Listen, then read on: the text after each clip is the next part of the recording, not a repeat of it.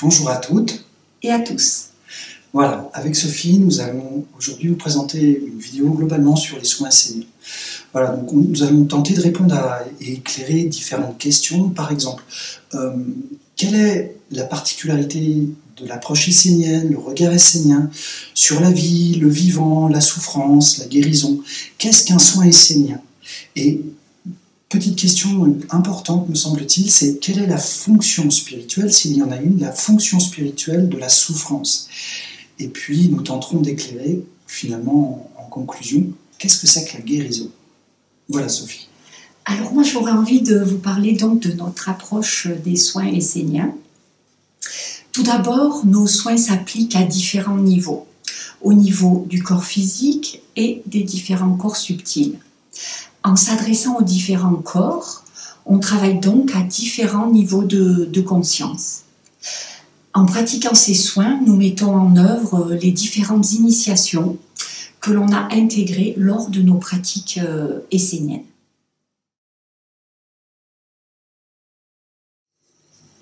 Donc, Sophie, est-ce que tu peux nous donner une clarification sur quels sont les points importants d'un soin essénien, d'un soin tout court?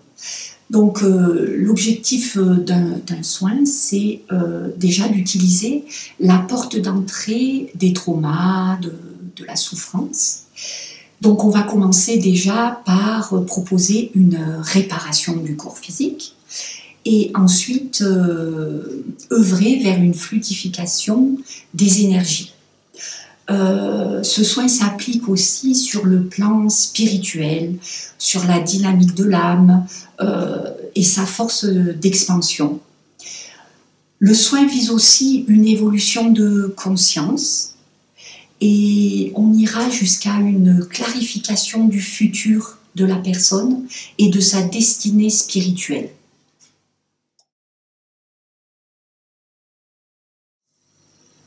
Donc, durant nos consultations, évidemment, l'objectif, c'est déjà de voir, de repérer la souffrance, de voir que souvent dans une souffrance, il y a une sensibilité intime, profonde de la personne qui n'est pas vue, qui n'est pas reconnue. Et souvent, cette sensibilité, elle est subie par le patient lui-même. Et le paradoxe, en fait, c'est que cette sensibilité, c'est une source de force et ce sont comme des intelligences qui traversent l'individualité et qui ont besoin d'être révélées. C'est une source d'épanouissement, c'est une source de créativité, une source de réalisation. Donc le soin vise à prendre soin du vivant, évidemment, en apprenant à respecter les lois du vivant. Il y a une sorte de bon sens paysan dans le vivant, et c'est ce bon sens paysan, les lois du vivant, qui permettent peu à peu de stabiliser sa sensibilité et de pouvoir vivre une sorte d'épanouissement. Évidemment, plus la personne est stable émotionnellement avec cette sensibilité, plus elle est intelligente et en relation avec cette sensibilité, plus elle est à l'aise avec les autres dans les interrelations avec tous les autres. Et du coup, alors, qu'est-ce que apporte l'approche et le regard essénien? En fait, ce regard, l'approche essénienne, c'est déjà est-ce que la souffrance est une opportunité qui permettrait un mouvement d'évolution intérieure? Là où la souffrance doit créer un effondrement chez la personne qui souffre, évidemment, il y a éventuellement quelque chose d'autre à déclencher.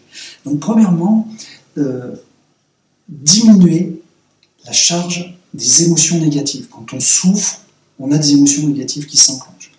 Deuxièmement, c'est un point important, mais qui aura besoin évidemment d'être beaucoup plus déployé, c'est éduquer et rééduquer par certains apprentissages pour créer une curiosité vivante derrière la souffrance. C'est-à-dire qu'il y a le point d'impact, les souffrances qui vont avec, et à un moment donné, si on arrive à recréer une dynamique stimulante de curiosité, d'apprentissage, ça ouvre une perspective d'évolution fort riche et fort intéressante. Éventuellement, le regard essénien, c'est avoir un regard sur l'âme. Est-ce que pour la personne, pour le patient qui est en souffrance, qui vient de vivre des choses difficiles? Est-ce qu'il y a un appel de l'âme? Et évidemment, à travers l'appel de l'âme, peut se dessiner un chemin d'éveil spirituel.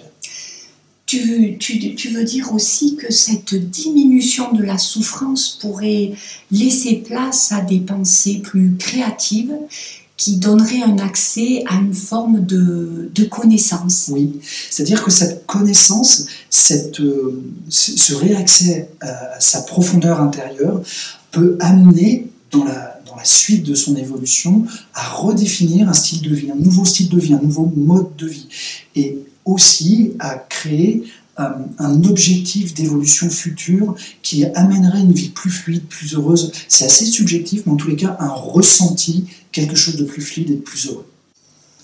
Et pour toi, Sophie, qu'est-ce que c'est qu'un soin essénien? Alors, nous pratiquons 100 protocoles de soins. C'est notre habileté de reliance aux hautes fréquences de soins comme les fréquences christiques, mariales, bouddhiques, qui nous permet de réduire la charge de souffrance. Cette réalisation se fait par imposition des mains, en contact ou sans contact avec le corps physique. La personne peut être assise ou allongée. Et le soin consiste en un transfert d'énergie où le guérisseur n'est qu'un conducteur d'énergie de guérison et il œuvre avec la plus grande humilité et bienveillance. Et toi, quel est ton regard essénien sur la souffrance, les traumas? Mon regard sur la souffrance, le trauma, comme je le disais tout à l'heure, évidemment, c'est prendre en compte la souffrance. Toujours, on répond dans ce premier temps-là à la diminution de la souffrance. C'est aussi saisir l'opportunité d'une évolution de vie par des prises de conscience qui vont permettre une évolution intérieure. C'est une opportunité de s'ouvrir aux lois du vivant, s'ouvrir à sa propre vie, à son monde intérieur, évidemment en contact avec le monde extérieur. Peut-être aussi s'apprendre à comment je peux faire pour m'aimer davantage. Pas seulement au niveau de l'ego, mais profondément, spirituellement, comment je peux m'apprendre à m'aimer davantage. Et puis souvent, ça passe par se libérer de beaucoup de peur. Voilà. Et donc pour toi, qu'est-ce que c'est que la guérison alors la guérison, ce serait, dans un premier temps, commencer à moins souffrir ou à ne plus souffrir.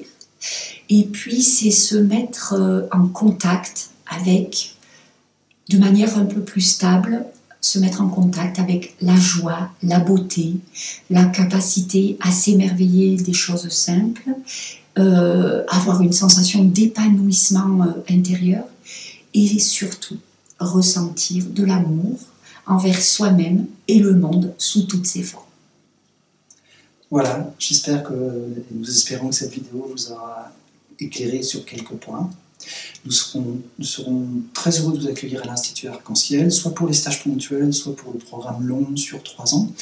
Dans tous les cas, n'hésitez pas à nous contacter directement par mail ou par téléphone. Toutes les informations sont sur le site institutarc-en-ciel.com. Merci. Merci.